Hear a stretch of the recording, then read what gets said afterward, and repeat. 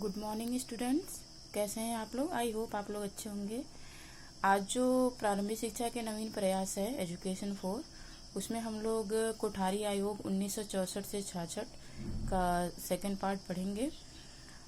देखिए, इसके पहले पार्ट में हम लोगों ने क्या पढ़ा था कि कोठारी आयोग कब आया, है ना, और उसमें मतलब उसकी नियुक्ति कब हुई, बहुत सारी चीज़ों को हम लोगों ने जाना।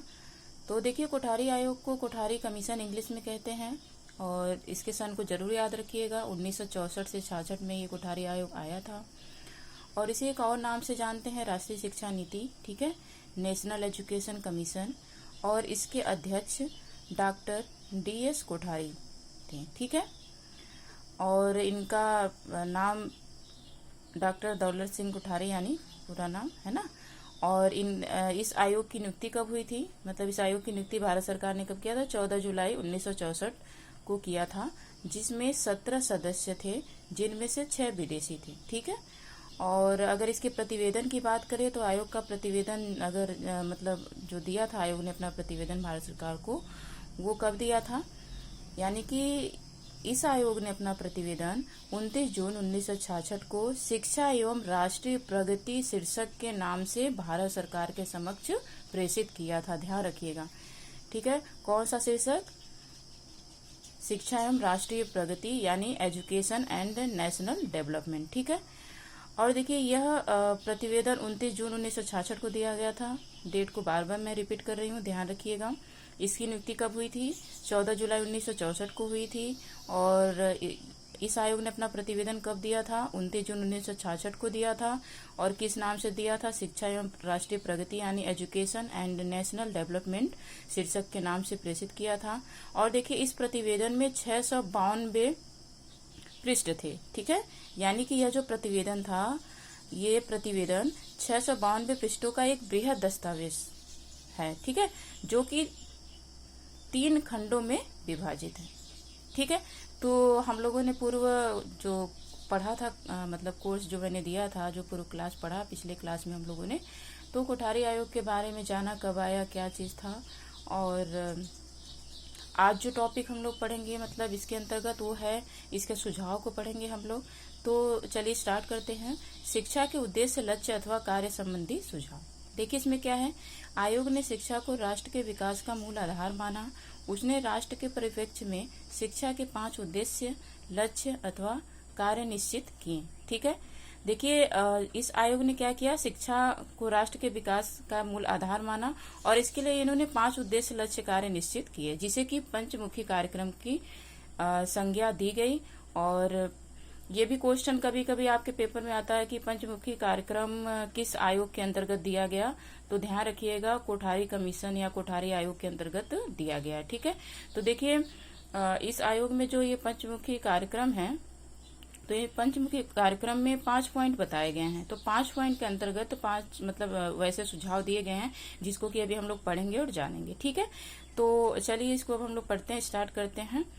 तो इसमें देखिए क्या है, पहला पॉइंट, शिक्षा द्वारा उत्पादन में वृद्धि। क्या है? शिक्षा द्वारा उत्पादन में वृद्धि। इसमें क्या है, आयोग ने राष्ट्र के विकास के लिए शिक्षा को उत्पादन परक बनाने पर बल दिया और इसके लिए निम्नलिखित सुझाव दिए, ठीक है। यानी कि शिक्षा को उत्पादन परक बनाने के लिए इस आयोग ने क्या किया कि सुझाव दिया और इस पे बल भी दिया। अब देखिए कि शिक्षा में वृद्धि कैसे किया जाए, इसके अंतर्गत क्या सुझाव दिया गया। पहला इसमें पॉइंट है, विज्ञान शिक्षा को प्राथमिक एवं माध्यमिक स्तर पर अनिवार्य किया जाए और इस शिक्षा का उपयोग उत्पादन कार्यों में किया जाए। यानी कि जो विज्ञान शिक्षा है उसको प्राथमिक एवं माध्यमिक स्तर पर अनिवार्य कर दिया जाए, ठीक है, और इस शिक्षा का उपयोग उत्पादन कार्यों के लिए किया जाए, ठीक है। चलिए ठीक है, ये समझेंगे पॉइंट। आगे चलते हैं। आगे देखिए क्या है इसमें दूसरा पॉइंट, कार्यानुभव और विद्यालयी शिक्षा का अनिवार्य अंग बनाया जाए। यानी कि कार्यानुभव को विद्यालयी शिक्षा का अनिवार्य अंग बनाया जाए। जो वर्क एक्सपीरियंस है उसको क्या किया जाए, विद्यालय का एक अनिवार्य अंग बनाया जाए। कहने का तात्पर्य यहाँ पर यह है कि जो भी जिस भी फील्ड से संबंधित एक्सपीरियंस है, विद्यार्थी या शिक्षक ने उस चीज को सीखा है, जाना है, तो उसको कहीं ना कहीं विद्यालय का एक पार्ट बनाना चाहिए, ठीक है। आगे क्या है, माध्यमिक शिक्षा को व्यवसाय परक बनाया जाए। जो माध्यमिक शिक्षा है उसको क्या किया जाए, व्यवसाय परक बनाया जाए। जैसे आपका जो जूनियर हाई स्कूल है या इंटरमीडिएट है, तो उसमें क्या है कि व्यवसाय होना चाहिए, व्यवसाय परक शिक्षा दी जानी चाहिए, ठीक है। नेक्स्ट क्या कहा गया इसमें, उच्च शिक्षा में कृषि विज्ञान और तकनीकी शिक्षा पर विशेष बल दिया जाए, ठीक है। क्या है, उच्च शिक्षा में कृषि विज्ञान भी होना चाहिए और तकनीकी शिक्षा पर भी विशेष बल दिया जाना चाहिए, यानी एग्रीकल्चर साइंस होना चाहिए और टेक्निकल एजुकेशन होना चाहिए, ठीक है। आगे क्या है, विश्वविद्यालयों में विज्ञान एवं तकनीकी के क्षेत्र में शोध कार्य को विकसित किया जाए। जो विश्वविद्यालय है, तो विश्वविद्यालय में इस आयोग ने कहा कि साइंस पे भी फोकस किया जाए और जो टेक्निकल जो क्षेत्र है ना, जैसे इंजीनियरिंग, बीटेक वगैरह, इन सारी चीजों पे भी फोकस किया जाए और इससे रिलेटेड जो भी रिसर्च वर्क है यानी शोध कार्य है उसको विकसित किया जाना चाहिए, ठीक है। उसके लिए लेबोरेटरी होना चाहिए, बहुत सारी चीजों को इन्होंने बताया है ना। उसके लिए पुस्तकालय होना चाहिए, पुस्तकें होनी चाहिए, बहुत सब काफी चीजें, ठीक है। आगे देखिए क्या है दूसरा पॉइंट, दूसरा जो पंचमुखी कार्यक्रम के अंतर्गत बताया है इस आयोग ने पॉइंट, वो क्या है, शिक्षा द्वारा सामाजिक तथा राष्ट्रीय एकता को सुदृढ़ करना। क्या है, शिक्षा द्वारा सामाजिक तथा राष्ट्रीय एकता को सुदृढ़ करना, ठीक। अब देखिए इसमें क्या है, पहला पॉइंट, सामान्य स्कूलों की स्थापना की जाए जिनमें शिक्षा सबके लिए समान रूप से सुलभ हो, ठीक है। इसमें क्या है कि सामान्य स्कूलों का मतलब क्या है कि कॉमन स्कूल से मतलब है कि कॉमन स्कूल्स की स्थापना की जाए और जिसमें शिक्षा सबके लिए समान हो और अच्छी शिक्षा आर्थिक आधार पर नहीं योग्यता के आधार पर सुलभ हो। इस आयोग ने सीधे ये कहा कि जो अच्छी शिक्षा है, जो क्वालिटी पूर्ण एजुकेशन है, वो क्या हो, आर्थिक स्थिति पे ना हो, वो योग्यता आधारित होना चाहिए, ठीक है। आगे क्या है,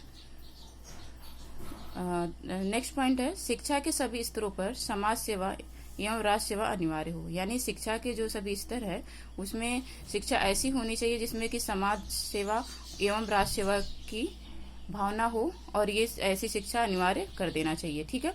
आगे क्या है, सभी संघीय भाषाओं का विकास किया जाए और राष्ट्रभाषा हिंदी के विकास के लिए विशेष प्रयत्न किए जाए, ठीक है। यानी कि इसमें क्या कहा गया है कि सभी संघीय भाषाओं का विकास किया जाए और राष्ट्रभाषा हिंदी के विकास के लिए विशेष प्रयत्न किए जाए, ठीक है। यानी जो भी भाषाएं हैं, जो संघीय भाषा है तो उसका भी विकास किया जाए और जो राष्ट्रभाषा हिंदी है उसके लिए विशेष प्रयत्न किया जाना चाहिए। मतलब कि राष्ट्रभाषा हिंदी आपका प्राथमिक, माध्यमिक और विश्वविद्यालय स्तरीय पे दिया जाना चाहिए, ठीक है। और जो संघीय भाषा है, संघीय भाषा में जैसे मातृभाषा हो गया आपका और भी कई सारे विषय हो गए, तो उस पर भी फोकस किया जाना चाहिए, ठीक है। आगे देखिए क्या है नेक्स्ट पॉइंट, विद्यालयों में ऐसे कार्यक्रमों का आयोजन हो जिनसे बच्चों में सामाजिक समानता और राष्ट्रीय एकता का विकास हो, ठीक है।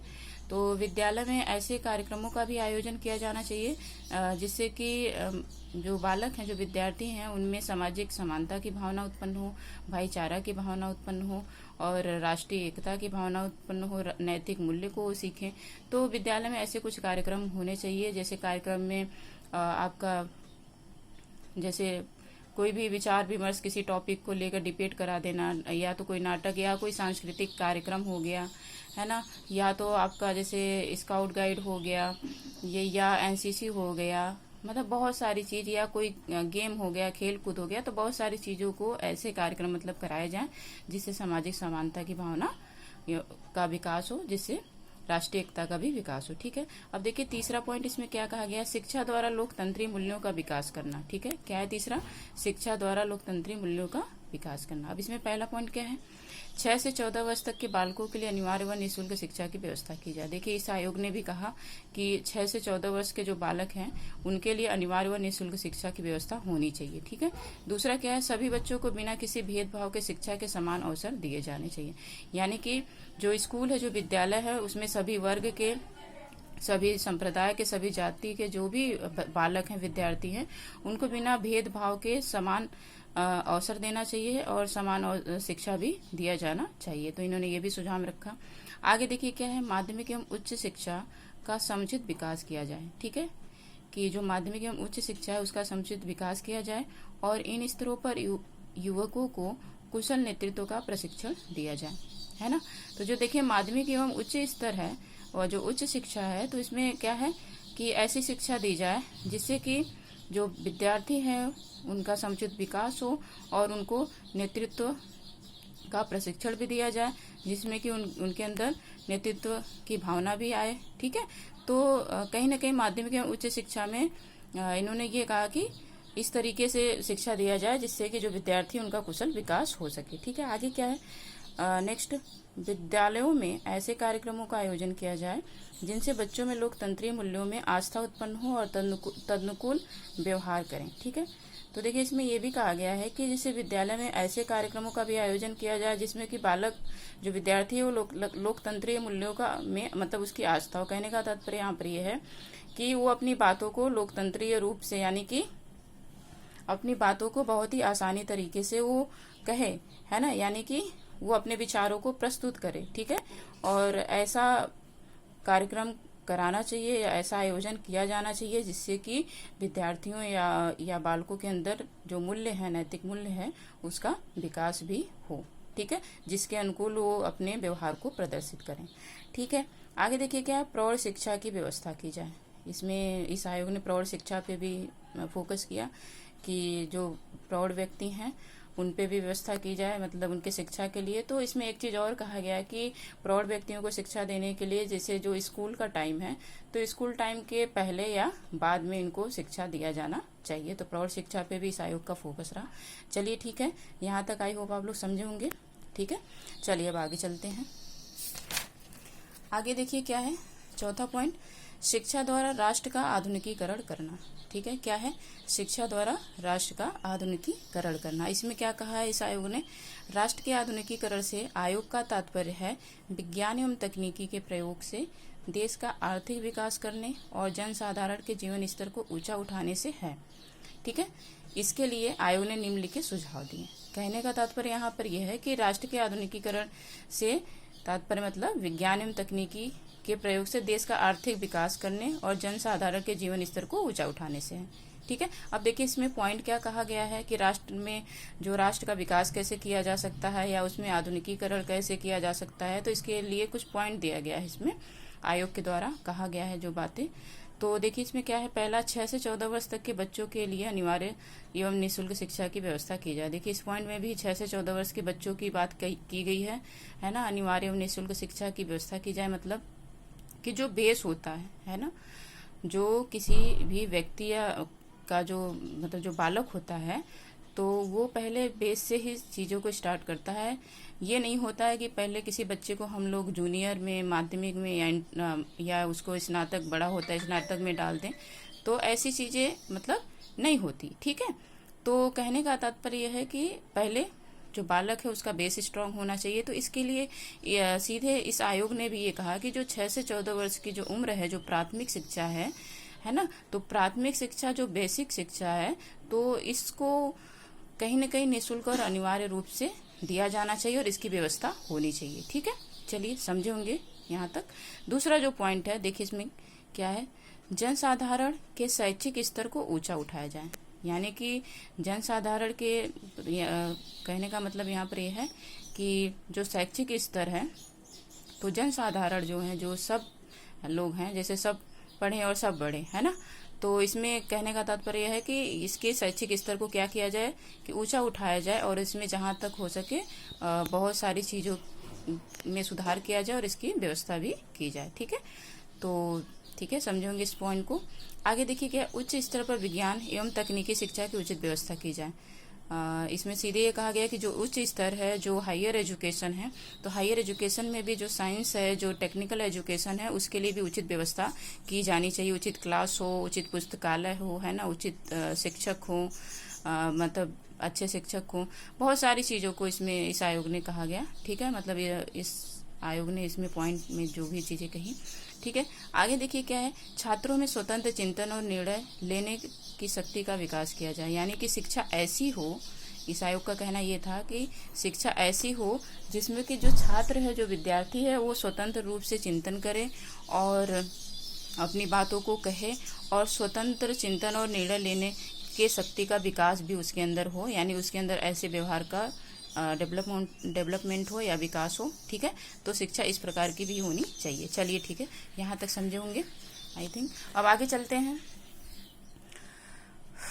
देखिए पांचवा जो पॉइंट है इसमें लास्ट पंचमुखी में, इसमें पांचवा क्या है, शिक्षा द्वारा सामाजिक, नैतिक और आध्यात्मिक मूल्यों का विकास करना। क्या है इसमें, शिक्षा द्वारा सामाजिक, नैतिक और आध्यात्मिक मूल्यों का विकास करना। इसमें क्या है, सभी शिक्षण संस्थाओं में नैतिक एवं आध्यात्मिक मूल्यों की शिक्षा अनिवार्य रूप से दी जाए। यानी जो भी शिक्षण संस्थाएं हैं उसमें नैतिकता की शिक्षा दी जाए और आध्यात्मिक मूल्यों की भी शिक्षा अनिवार्य कर दी जाए। चाहे वो आपका प्राथमिक हो, माध्यमिक हो, चाहे उच्च स्तरीय शिक्षा हो, तो उसमें सब में नैतिक और आध्यात्मिक मूल्यों की शिक्षा अनिवार्य होनी चाहिए। आगे देखिए क्या है, प्राथमिक स्तर पर इन मूल्यों की शिक्षा रोचक कहानियों के माध्यम से दी जाए। बिल्कुल सही है। अब देखिए प्राथमिक स्तर पे जैसे कि बच्चा जो है कि छोटा होता है, तो उसको कोई भी चीज अगर वैसे बताया जाए थ्योरेटिकल टाइप से तो वो समझेगा नहीं, है ना। तो किसी भी बालक को पढ़ाने के लिए, जैसा कि मैंने आपको पिछले क्लास में भी बताया था कि किंडरगार्टन मेथड हो गया, है ना, और मौर्य मोंटेसरी का जैसा कहना कि बच्चों को खेल विधि के माध्यम से पढ़ाना चाहिए।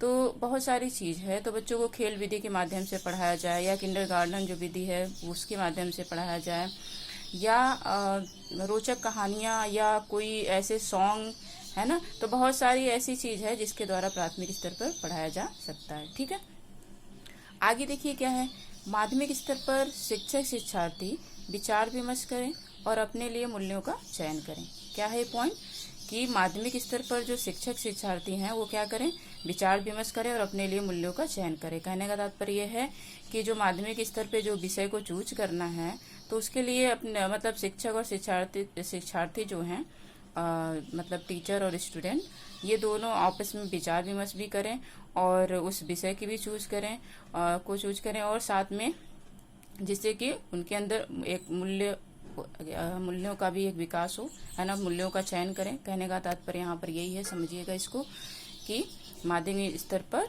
विचार विमर्श के द्वारा अपने मूल्यों का चयन करना, यानी कि विषय को चूज करना। ठीक है, आगे क्या है, विश्वविद्यालय स्तर मूल्यों का सुदृढ़ीकरण किया जाए। यानी कि जो विश्वविद्यालय स्तर है इस पे मूल्यों का सुदृढ़ीकरण किया जाए। कहने का तात्पर्य यह है कि यहाँ पर जो शिक्षा है, शिक्षा ऐसी दी जाए जिससे कि जो बालक, जो विद्यार्थी हैं, उनमें मूल्यों का विकास अच्छे से हो, है ना। देखिए इस आयोग ने हर जगह मूल्यों की विकास, जैसे माध्यमिक स्तर पे भी कहा है, आपके हायर एजुकेशन में भी कहा है। तो इस आयोग का यही मानना था कि बाल को, जो विद्यार्थी हैं, उनको नैतिकता का ज्ञान देना बहुत ही आवश्यक है, जिसके कारण उनके अंदर एक सामाजिकता का विकास होगा और वो एक देश के एक अच्छे नागरिक बनेंगे। तो इसलिए कहीं न कहीं हर आपके प्राथमिक, माध्यमिक, उच्च में सब में आपके मूल्यों या नैतिक मूल्यों की बात की गई है। ठीक है, चलिए यहाँ तक समझे होंगे, आगे चलते हैं। अब देखिए, अब हम लोग जो पढ़ेंगे वो है शिक्षा संरचना संबंधी सुझाव। ठीक है, तो इस आयोग ने शिक्षा संरचना संबंधी भी कुछ सुझाव दिए थे, जिसको अभी हम लोग जानेंगे। आई थिंक आप लोगों को इस आयोग के द्वारा पंचमुखी कार्यक्रम जो दिया गया, तो वो पॉइंट अभी समझ में आया होगा, है ना। मैं एक बार फिर पॉइंट को रिपीट कर देती हूँ कि इसमें क्या कहा गया है। देखिए पहला पॉइंट पंचमुखी कार्यक्रम के अंतर्गत है शिक्षा द्वारा उत्पादन में वृद्धि, जिसके अंतर्गत पॉइंट हम लोगों ने पढ़ा। दूसरा क्या है, शिक्षा द्वारा सामाजिक तथा राष्ट्रीय एकता को सुदृढ़ करना। तीसरा क्या है, शिक्षा द्वारा लोकतंत्रीय मूल्यों का विकास करना। चौथा क्या है, शिक्षा द्वारा राष्ट्र का आधुनिकीकरण करना। ठीक है, पांचवा क्या है, शिक्षा द्वारा सामाजिक, नैतिक और आध्यात्मिक मूल्यों का विकास करना। ठीक है, आई होप यहाँ तक आप लोग समझे होंगे। अब चलते हैं हम लोग शिक्षा संरचना संबंधी सुझाव। ठीक है, तो इसमें देखिए क्या कहा है इस आयोग ने जो शिक्षा संरचना संबंधी सुझाव दिए उसको हम लोग पढ़ते हैं, जानते हैं, देखते हैं कि क्या कहा गया है इसमें। तो देखिए पहला जो इसमें पॉइंट है, पूर्व प्राथमिक शिक्षा 1 से 3 वर्ष अवधि की हो। जो पूर्व प्राथमिक शिक्षा है वो क्या हो, 1 से 3 वर्ष की अवधि तक हो, जिसको हम लोग की प्री प्राइमरी एजुकेशन या प्ले एजुकेशन कहते हैं। ठीक है, उसके बाद क्या है दूसरा, निम्न प्राथमिक शिक्षा 4 से 5 वर्ष की अवधि की हो। जो निम्न प्राथमिक शिक्षा है वो क्या है, 4 से 5 वर्ष की अवधि की हो। ठीक है, तो देखिए पूर्व प्राथमिक समझिएगा कि जो जब बालक छोटा होता है तो उसकी बात की गई है। जैसे कि अभी हम लोग कहते हैं ना कि बालक उसको मतलब 6 वर्ष या 5 वर्ष होने तक इस बच्चे को प्ले स्कूल में डाल दिया जाए, है ना। तो ये प्ले स्कूल से मतलब है यहाँ पर। ठीक है, पूर्व प्राथमिक शिक्षा। अब दूसरा में क्या है, दूसरे पॉइंट में निम्न प्राथमिक शिक्षा, इसमें क्या है, 4 से 5 वर्ष अवधि की, मतलब कक्षा 1 में प्रवेश की न्यूनतम आयु 6 वर्ष, यानी कि जो कक्षा एक में प्रवेश किया जाएगा बच्चे को, उसकी न्यूनतम आयु क्या होनी चाहिए? 6 वर्ष होनी चाहिए। ठीक है, चलिए तीसरा क्या है? उच्च प्राथमिक शिक्षा। देखिए नंबर 2 के क्रम में, कहने का मतलब जो दूसरा पॉइंट है उसी के क्रम में 4 या 3 वर्ष की अवधि की हो। उच्च प्राथमिक शिक्षा का मतलब यहाँ पर है 6, 7, 8 से है कि मतलब यहाँ पर जो ये शिक्षा हो ये आपका 4 या 3 वर्ष की अवधि का हो। आगे देखिए क्या है कि जो माध्यमिक शिक्षा है ना, तो माध्यमिक शिक्षा का मतलब यहाँ पर ये है कि ये सामान्य वर्ग का जो है, सामान्य वर्ग की जो विषय है वो 2 वर्ष की अवधि का हो। और जो दूसरा देखिए इसमें पॉइंट कहा गया माध्यमिक शिक्षा व्यवसायिक वर्ग, ये क्या है? 2 या 3 वर्ष की अवधि का हो। सामान्य वर्ग यानी 2 वर्ष की अवधि और माध्यमिक शिक्षा वर्ग यानी 2 या 3 वर्ष की अवधि का हो। ठीक है, अब देखिए 5वें पॉइंट में क्या कहा गया है? उच्चतर माध्यमिक शिक्षा। ठीक है, तो उच्चतर माध्यमिक शिक्षा की अगर बात किया जाए तो इसमें देखिए सामान्य वर्ग में क्या कहा गया है कि 2 वर्ष की अवधि का हो और उसके बाद जो व्यवसायिक वर्ग है वो 2 या 3 वर्ष की अवधि का हो। ठीक है, तो व्यवसायिक इसमें बढ़ा दिया गया, इसमें भी 2 या 3 वर्ष की अवधि का हो। ठीक है, अब आगे चलते हैं हम लोग, देखते हैं 6वां पॉइंट।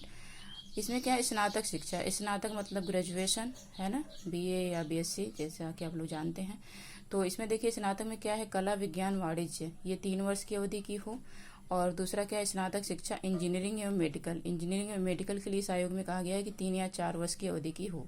3 वर्ष की भी हो या 4 वर्ष, दोनों चीज है। ठीक है, 3 या 4 वर्ष। ठीक, आगे देखिए क्या है नेक्स्ट, परा स्नातक शिक्षा यानी सभी विभाग के लिए। परा स्नातक का मतलब आपका यहाँ पे पोस्ट ग्रेजुएशन से है ना। तो इसमें क्या कहा गया है कि ये जो परा स्नातक शिक्षा है सभी वर्ग के लिए 2 या 3 वर्ष की अवधि की हो। ठीक है, और लास्ट जो पॉइंट इसमें कहा गया है अनुसंधान कार्य, जो रिसर्च वर्क है। जैसा आप लोग जानते हैं कि जब भी मतलब रिसर्च जो भी करते हैं लोग, तो रिसर्च में एक टॉपिक या एक प्रॉब्लम चूज किया जाता है ना। मतलब पहले समस्या का चयन, फिर परिकल्पनाओं का निर्माण किया जाता है, फिर डेटा कलेक्ट किया जाता है। ठीक है, फिर उसके बाद उसको मतलब उसको एनालिसिस कह सकते हैं, एनालिसिस किया जाता है। फिर उसके बाद उसको जनरलाइजेशन किया जाता है, सामान्यीकरण, फिर कंक्लूजन, है ना। तो कहीं ना कहीं जो अनुसंधान कार्य है, जो रिसर्च है किसी भी विषय से संबंधित, किसी भी विभाग से संबंधित, तो ये अनुसंधान कार्य इस आयोग का ये सुझाव रहा कि 2 या 3 वर्ष की अवधि का हो। इससे ज़्यादा समय भी ले सकते हैं, लेकिन इसमें जो समय निर्धारित किया गया वो 2 या 3 वर्ष की अवधि का निर्धारित किया गया। ठीक है, चलिए अब आई होप आप लोग यहाँ तक समझे होंगे। और आज जो कोठारी आयोग का जो सेकंड वीडियो, मतलब अभी जो हम लोगों ने कोर्स को पढ़ा, तो ठीक है आज मतलब इतना ही। इस कोर्स में जो भी चीज़ें थी हमने आपको बता दिया।